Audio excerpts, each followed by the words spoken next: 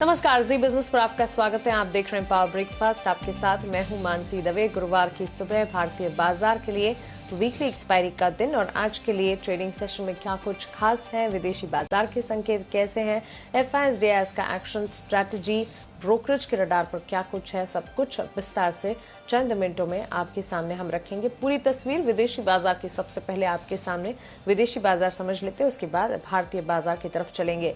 SGX Nifty हल्की मजबूती दिखाते हुए आप फिलहाल देखेंगे करीब 20 अंकों की बढ़त पर 17,550 के स्तर देख रहा है। तो वहीं निक्कई में अगर आप देखें एक सपाट ट्रेंड देखने को मिल रहा है। डाउ फ्यूचर्स भी बिल्कुल फ्लैट नजर आएंगे फिलहाल और यहाँ पर 34,830 के आसपास ट्रेड देखने को मिल रहा है। अमेरिकी बाजार में अच्छी रिकवरी बीती रात देखने को मिली है। डाउ में करीब 235 अंकों की बढ़त हमने देखी है। वहीं नैस्डैक और एसएनपी भी करीब 1% की बढ़त के साथ क्लोज होते हुए कल हम देख रहे हैं। बीती रात अमेरिकी बाजार में ट्रेडिंग सेशन जो है अच्छी रिकवरी पर देखने को मिला। खास तौर से अमेरिकी भंडार में जो तेज गिरावट है उससे कच्चा तेल उछला है। यहाँ पर भी $75 के पार के ट्रेड देखने को मिले हैं। 1.5 महीने की ऊंचाई पर कच्चा तेल है और सोना सीमित दायरे में, तो चांदी भी हम देख रहे हैं सीमित दायरे में ट्रेड करती हुई। विदेशी बाजार में क्या कुछ अहम है, विदेशी बाजार के संकेत कैसे नजर आ रहे हैं, एशियाई बाजार की शुरुआत और बीती रात अमेरिकी बाजार की क्लोजिंग को कैसे समझना है, जान लेते हैं दीपांशु भंडारी से। Deepanshu, good morning. बताएं विदेशी बाजार में आज खास क्या है?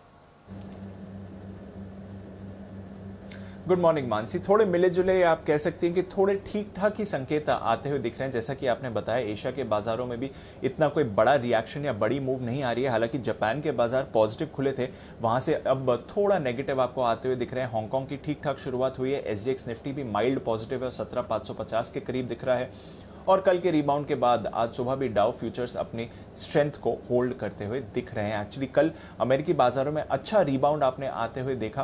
करीब 240 अंक उछलकर डाउ दिन की ऊंचाई के करीब बंद हुआ है। वहीं नैस्डैक और एसएनपी 500 में भी हमने देखा कि 0.8% की आपने बढ़त आती हुई देखी है। यही नहीं, स्मॉल कैप रसल 2000 इंडेक्स ने तो आउट परफॉर्म किया है। करीब 1.1% की आपने तेजी देखी है और बॉन्ड यील्ड भी 1.3% के करीब आ गई है। कल जब भारतीय बाजार बंद हो रहे थे तो बॉन्ड यील्ड 1.27% पर आ गई थी, तो वहां पर भी थोड़ी रिकवरी हुई। तो ओवरऑल एक अच्छा सेशन रहा जहां तक अमेरिकी बाजारों का सवाल है। लगभग सभी सेक्टर्स में आपने थोड़ा सा एक्शन देखा, बट सबसे बड़ी तेजी आई है एनर्जी स्टॉक्स में।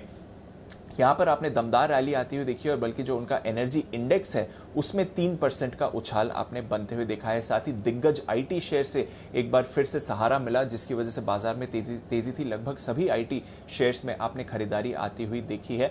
मॉडर्ना के शेयर में भी 6% का उछाल देखा, क्योंकि कोरोना वैक्सीन की बूस्टर डोज यानी कि थर्ड डोज की बात चल रही है और अब ऐसे संकेत आ रहे हैं कि ये लगाना जरूरी पड़ेगा। तो मॉडर्ना का शेयर भी कल काफी एक्टिव बाजार में दिखा।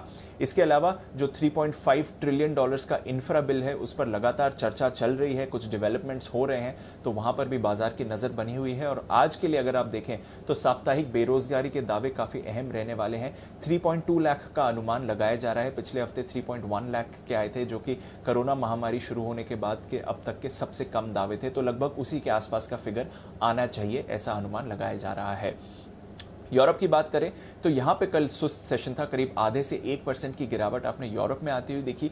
यूके का जो इन्फ्लेशन डेटा है वो काफी तेजी से बढ़कर आया है। यूके का इन्फ्लेशन करीब 3.2% पर आया है, जो कि 9 सालों की ऊंचाई पर है। और अगर आप देखें तो वैसे ये जो डेटा आया है वो 25 साल में सबसे बड़ी बढ़त दिखाकर आया है। करीब 1.2% ईयर ऑन ईयर यहाँ पर जंप आते हुए दिखा है। तो वहां से आपको नजर रखनी पड़ेगी। अनुमान लगाया जा रहा है कि शायद बैंक ऑफ इंग्लैंड की पॉलिसी पर इसका दबाव आते हुए दिख सकता है।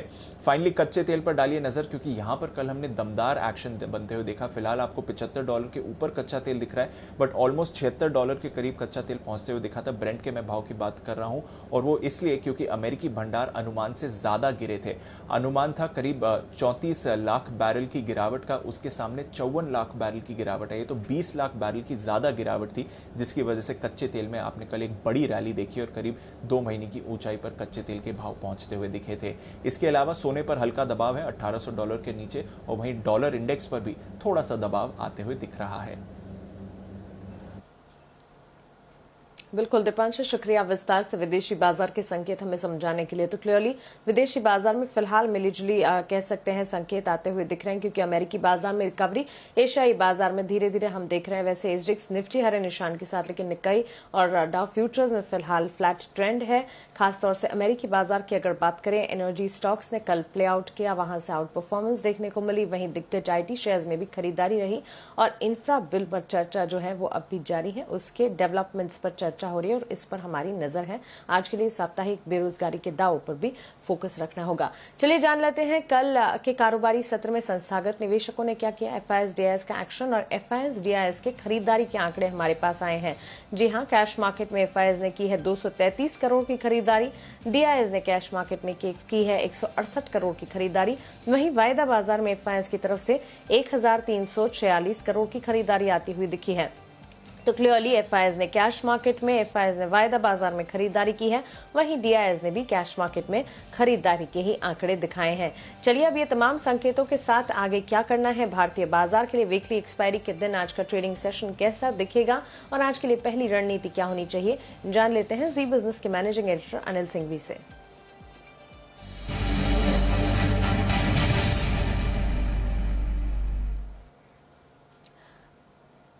Anil sir, good morning. विदेशी बाजार से सर मिले जुले संकेत हैं, लेकिन एफआईएस डीआईएस की खरीदारी कैसे समझना है इन आंकड़ों को, और आज के लिए पहली रणनीति वीकली एक्सपायरी के दिन क्या वॉलेटाइल दिखेगा सेक्शन? Good morning Mansi. नहीं, मुझे नहीं लगता कि बहुत ज्यादा उतार चढ़ाव होगा। ट्रेंड मजबूती का चाहिए और इतना सुस्ती के साथ शुरुआत हो या फिर नीचे शुरुआत हो, खरीदारी के मौके बनेंगे।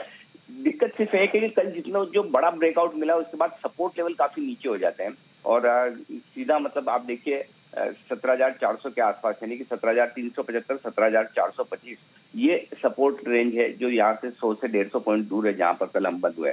17,500 के ऊपर हम बंद होने में कामयाब रहे, तो पहले तो सीधा ही 17,500 ही आपके लिए सपोर्ट का काम करेगा। उसके हो सकता है बाजार उसके नीचे भी न जाए, उसी लेवल को दिन भर होल्ड करने की कोशिश करे। आज के लिए जो सबसे बड़ा पॉजिटिव है वो अमेरिका की बढ़िया तेजी और रिकवरी। मतलब आप तीनों इंडेक्स में देखिए, न सिर्फ डाउ है बल्कि नैस्डैक, एस&पी ब्रॉड बेस रैली हुई है अमेरिका में, तो वो एक अच्छी बात है। दूसरा अच्छा संकेत आता हुआ दिख रहा है, आज वायदा कारोबार के हफ्ते की एक्सपायरी और शॉर्ट्स हैं बाजार में, तो ये शॉर्ट्स कवर होने के लिए तैयार रहेंगे। तो नीचे थोड़ा भी आए या सुस्त रहे तो फिर शॉर्ट कवरिंग का सहारा मिल जाएगा, खरीदारी आ जाएगी। ये दूसरा पॉजिटिव है। एफआईएस घरेलू फंड की खरीदारी के आंकड़े कल जितनी तेजी हुई है उस हिसाब से आंकड़े बहुत बड़े नहीं है, लेकिन कोई ऐसी खास दिक्कत वाली बात भी नहीं है। तो ये 2-3 कारण मिलकर बाजार को ऊपर ले जाने की कोशिश करेंगे। तो 17,375, 17,425 सपोर्ट लेकर चलिए इसको आज के लिए, और ऊपर की तरफ 17,600, 17,650 की रेंज में जाने की कोशिश हो सकती है। जो हमारा बुल मार्केट का पहला टारगेट था 17,650, उसकी तरफ बढ़ने की कोशिश निफ्टी की हो सकती है आज के लिए। अब आइए बैंक निफ्टी। क्लोजिंग बेसिस पर बैंक निफ्टी में 36,850 की क्लोजिंग इस रनअप की सबसे बेस्ट क्लोजिंग है, और ऐसे में मुझे लगता है कि अगर 37,000 के पार निकलकर टिक गए तो बैंक निफ्टी में भी अच्छी और शॉर्ट कवरिंग फ्रेश खरीदारी आती दिखेगी। फिलहाल जो सपोर्ट है बैंक निफ्टी के लिए वो है आपके लिए 36,550, 36,700, ये 150 पॉइंट की रेंज सपोर्ट के तौर पर काम करेंगे, और ऊपर में 37,000, 37,150 हल्की फुल्की रुकावट का लेवल है। इन लेवल्स पे आपको ध्यान रखना चाहिए। और इसके अलावा सबसे बढ़िया बात जो है मानसी वो ये कि मिड कैप्स और स्मॉल कैप शेयरों का एक्शन वो आज भी भरपूर बरकरार रहेगा, वहां खरीदारी की। बिल्कुल अनिल सर, शुक्रिया ये तमाम जानकारी के लिए और हमें रणनीति बताने के लिए। तो खरीदारी के मौके जरूर बनते हुए दिखेंगे, और जिस तरह से फैक्टर्स अनिल सर हमें समझा रहे थे, भले ही एशियाई बाजार में फिलहाल हल्की नरमी हम देख रहे हैं, लेकिन अमेरिकी बाजार की रिकवरी जो है वो एक पॉजिटिव साबित होती हुई दिख सकती है। एफआईएस डीआईएस का एक्शन भी पॉजिटिव साबित होता हुआ दिख सकता है, और साथ ही वॉलेटिलिटी आज उतार चढ़ाव के कम संकेत ही मिल रहे हैं। अच्छे लेवल्स और भारतीय बाजार के लिए पॉजिटिविटी के यहाँ पर फिलहाल फैक्टर्स ज्यादा हैं।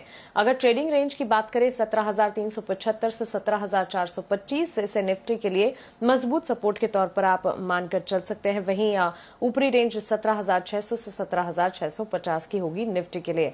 बैंक निफ्टी 36,550 3650 से 36,700 इस दायरे को आप मजबूत सपोर्ट के तौर पर मानकर चले। वहीं 37,000 से 37,150 इस दायरे को बैंक निफ्टी के लिए ऊपरी रेंज के तौर पर मानना होगा। ध्यान रखिए, लगातार cash market, mid cap, small cap space में हम एक्शन देख रहे हैं और आज के सत्र में भी मिड कैप, स्मॉल कैप शेयरों में दमदार एक्शन देखने की पूरी उम्मीद है। चलिए, ये तो हो गई स्ट्रैटेजी, विदेशी बाजार के संकेत और FISDS का एक्शन भी आपने जाना, लेकिन खबरों वाले शेयर्स कौन से हैं और कल बाजार बंद होने के बाद कौन सी खबरें आई जो कि आज इंपैक्ट कर सकती है, साथ ही आज के लिए इंपॉर्टेंट ट्रिगर्स कौन से हैं, विस्तार से वरुण दुबे से जान लेते हैं। वरुण, गुड मॉर्निंग, बताएं। Good morning Mansi. तो देखिए, सबसे पहले तो ट्रिगर्स की बात करता हूँ और यहाँ पे गणेश बेंजोप्लास्ट, ये स्टॉक आज से NSE में ट्रेड होना शुरू हो जाएगा। अब तक ये केवल BSE में ट्रेड होता था और कल स्टॉक में 20% का अपर सर्किट भी लगा था, याद रखिएगा। APL अपोलो 1:1 बोनस इशू की आज एक्स डेट है। अपोलो ट्राइकॉट ट्यूब्स 1:1 बोनस इशू की, इसमें भी आज एक्स डेट है। ब्राइटकॉम ग्रुप बोर्ड बैठक में इक्विटी शेयर और वारंट्स के जरिए पूंजी जुटाने पे यहाँ चर्चा होने वाली है। HDIL कमेटी ऑफ क्रेडिटर्स की आज बैठक है और अजय त्यागी जी जो चेयरमैन हैं सेबी के 12 बजे 12th फाइनेंशियल मार्केट समिट में ये आज बोलने वाले हैं। CII की 12th फाइनेंशियल समिट है, 10:30 बजे के आसपास बोलेंगे, तो देखना होगा कि यहाँ से क्या आउटकम निकल के आता है। X dividend BPCL much awaited dividend था 58 रुपीज़ प्रति शेयर का। IGL, LIC हाउसिंग फाइनेंस और RECB आज एक्स डिविडेंड होने वाले हैं, तो यहाँ पे एडजस्टमेंट देखने मिलेगा। सनसेरा इंजीनियरिंग, इस कंपनी का IPO का आज आखिरी दिन है। दूसरे दिन तक 1.02 टाइम्स जो है ये IPO भरा था और इसमें रिटेल का हिस्सा जो है सबसे ज़्यादा 1.72 टाइम्स भरा है। हिंदुस्तान कॉपर पे नज़र रखिएगा क्योंकि OFS के जरिए सरकार यहाँ करीब 10% के आसपास का हिस्सेदारी बेच रही है। पहले 5% हिस्सा बेचा जाएगा और अतिरिक्त 5% का ग्रीन शू ऑप्शन रखा गया है यहाँ सरकार की तरफ से। जो प्राइस रखा गया है OFS का 116 रुपये प्रति शेयर का है, यानी कि कल के क्लोजिंग से 6.8% के आसपास के डिस्काउंट पे है। नॉन रिटेल का हिस्सा जो है वो आज खुलने वाला है और रिटेल के लिए OFS जो है वो कल खुलेगा। ल्यूपिन, यहाँ पे ल्यूपिन ने डायबिटीज़ की एक दवा है ग्लूमेट्जा, इसके पेटेंट का जो विवाद है उसको सुलझा लिया है। इससे सभी स्टेक होल्डर्स पे जो इस ड्रग के लिए सभी स्टेक होल्डर्स पे anti trust class action file किया गया था, उसका मैटर जो है इस कंपनी ने अब सुलझा लिया है, तो इस कंपनी के लिए एक राहत की खबर है। पूना वाला फिनकॉप, मैग्मा फिनकॉप में इनसाइडर ट्रेडिंग के केस में सेबी की जो पाबंदी है वो लगाई गई है। सेबी ने 8 लोगों को मार्केट में कामकाज करने से पाबंदी लगाई है। दरअसल पूनावाला से डील की जानकारी से पर इनसाइडर ट्रेडिंग का आरोप है, जिसके चलते ये जो पाबंदी है वो लगाई गई है। लेकिन इस कंपनी के जो MD है उन्होंने सारे आरोपों का खंडन किया है। स्पाइसजेट पर नजर रखिएगा क्योंकि खबरें ये आ रही है कि स्पाइसजेट के अजय सिंह ने एयर इंडिया के लिए बोली लगाई है। टाटा ग्रुप ने भी कहीं ना कहीं एयर इंडिया के लिए बोली लगाई है, तो इसके चलते स्पाइसजेट तो है, साथ ही साथ टाटा ग्रुप के स्टॉक्स को भी आप नज़र में रखिएगा। और SBI ट्रस्टी कंपनी ने स्पाइसजेट में शेयर्स प्लेज के जरिए करीब 2.74% हिस्सा जो है वो खरीद लिया है। JSW एनर्जी, रोज स्टॉक में आप एक्शन देखते हैं। इस कंपनी की सब्सिडरी JSW फ्यूचर एनर्जी को सोलार एनर्जी कॉरपोरेशन से 450 मेगावाट के विंड क्षमता का अवार्ड मिला है। HG इंफ्रा कंपनी ने NHEI से 2 HAM प्रोजेक्ट जीते हैं। दोनों प्रोजेक्ट्स की कुल बिड प्रोजेक्ट कॉस्ट जो है करीब 1410 करोड़ के आसपास है। और गैब्रियल इंडिया, यहाँ पे HDFC म्यूचुअल फंड ने 14 सितंबर को 2% हिस्सा खरीदा है। कुल हिस्सेदारी जो है वो अब 5% से बढ़ के 7% के आसपास आ चुकी है। बिल्कुल वरुण, शुक्रिया ये तमाम जानकारी के लिए, खबरों वाले शेयर्स और साथ ही ट्रिगर्स हमें बताने के लिए। तो देखिए, ढेर सारी खबरें हैं जिस पर आज हमें नजर रखनी होगी और ट्रिगर्स भी कई सारे, IPO के अपडेट्स भी आते हुए दिख रहे हैं और OFS के अपडेट पर भी जरूर नजर रखिएगा। लेकिन चलिए अब जी बिजनेस के खास शो बाजार आज और कल में HDFC सिक्योरिटीज के VK शर्मा ने ऑप्शन की कौन सी दमदार रणनीति सुझाई है वो आपको दिखा देते हैं। तो 2 स्टॉक्स हैं, एक तो है एस्ट्रल। तो एस्ट्रल का 2200 की कॉल आप 53 रुपए 50 पैसे पे ले लें, 38 रुपए का रखें स्टॉप लॉस और टारगेट आपका रहेगा 70। दूसरा जो स्टॉक है वो है हिंडाल्को। हिंडाल्को के अंदर आपको 490 की कॉल लेनी है, स्टॉप लॉस रखना है आपको 8 रुपए का और टारगेट आपका रहेगा 16। ओके, तो अस्ट्राल और हिंडाल्को दोनों पर ही ऑप्शंस की दमदार रणनीति शर्मा जी की तरफ से आती हुई। अस्ट्राल लिमिटेड में करीब 1.5% की तेजी हमने कल देखी है। आज सितंबर कॉन्ट्रैक्ट 2200 की कॉल खरीदने की राय, 77 के टारगेट्स को मानकर चले, 38 का स्टॉप लॉस लगाना होगा। वहीं हिंडाल्को सितंबर कॉन्ट्रैक्ट 490 की कॉल खरीदने की राय, 16 के टारगेट्स को मानकर चले, 8 रुपए का एक स्टॉप लॉस यहां पर आपको लगाना होगा। चलिए, ये तो हुए ऑप्शंस की दमदार रणनीति, लेकिन अब आज के लिए इंट्राडे पर्सपेक्टिव के लिहाज से ट्रेडिंग कॉल्स कौन से हैं ये समझा देते हैं आपको। ट्रेडिंग कॉल्स में सबसे पहले चॉइस ब्रोकिंग से शुरुआत करूंगी। बंधन बैंक पर खरीदारी की राय चॉइस ब्रोकिंग की तरफ से आती हुई दिख रही है। 308 के टारगेट्स को मानकर चले, 284 का स्टॉप लॉस लगाइएगा। आनंद राठी सिक्योरिटीज वेदांता लिमिटेड पर बुलिश है, खरीदारी अगर करके चलते हैं 317 के टारगेट्स को मानकर चले, 299 का स्टॉप लॉस जरूर लगाएं। सेंट्रम ब्रोकिंग की तरफ से 2 कॉल्स, टाटा मोटर्स और फेडरल बैंक। टाटा मोटर्स खरीदारी कीजिएगा 321 के लक्ष्य के लिए, 307 का स्टॉप लॉस लगाना ना भूलें। वहीं फेडरल बैंक में अगर आप पोजीशन ले रहे हैं 87 के टारगेट्स को मानकर चले, 81 रुपये और 80 पैसे का एक स्टॉप लॉस जरूर लगाएं। तो ये तो हुए आज के लिए इंट्राडे पर्सपेक्टिव के लिहाज से ट्रेडिंग कॉल्स और साथ ही ऑप्शंस की दमदार रणनीति, मिलाकर 6 कॉल्स आपको मिल चुके हैं। लेकिन चलिए अब kiranjadhav.com के सीईओ आशीष केलकर जी से बातचीत करते हैं। उनका नजरिया आज बाजार पर और साथ ही स्टॉक स्पेसिफिक रिकमेंडेशन उनके जानते हैं। आशीष जी, गुड मॉर्निंग, स्वागत है आपका जी बिजनेस पर। वीकली एक्सपायरी के दिन भारतीय बाजार की तस्वीर आप कैसी देख रहे हैं?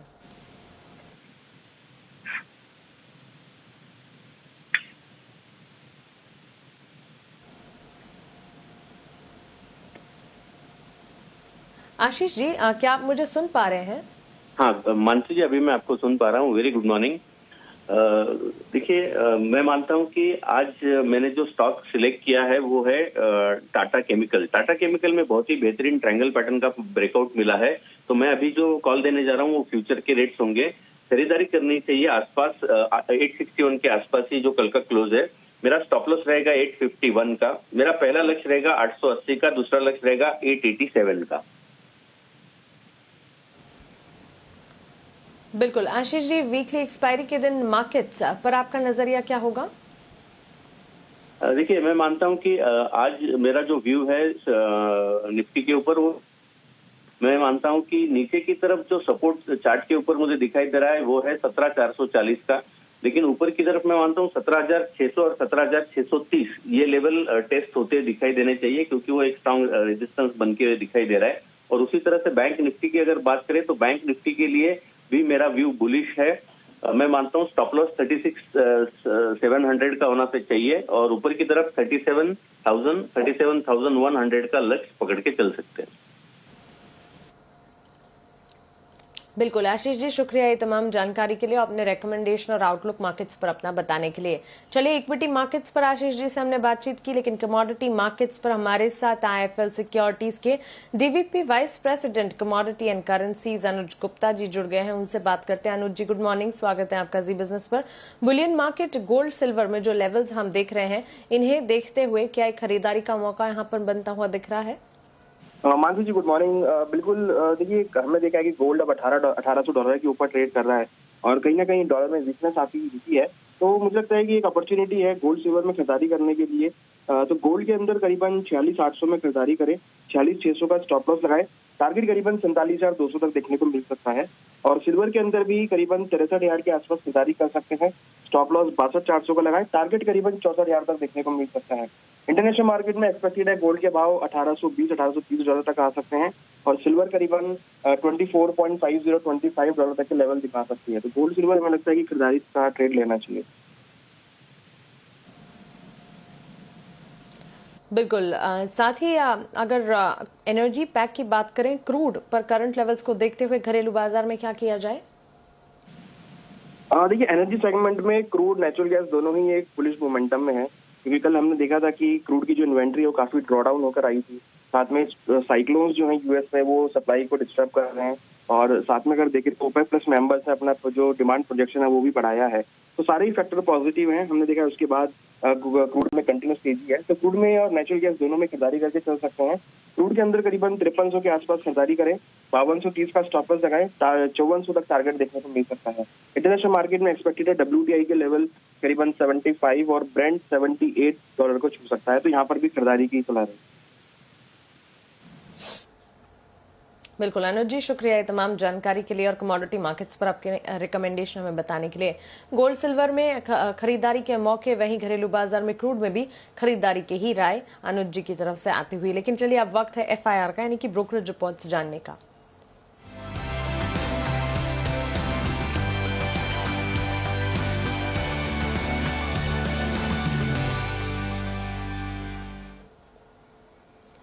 आशीष हमारे साथ जुड़ गए हैं ब्रोकरेज रिपोर्ट्स लेकर। आशीष, गुड मॉर्निंग, बताएं।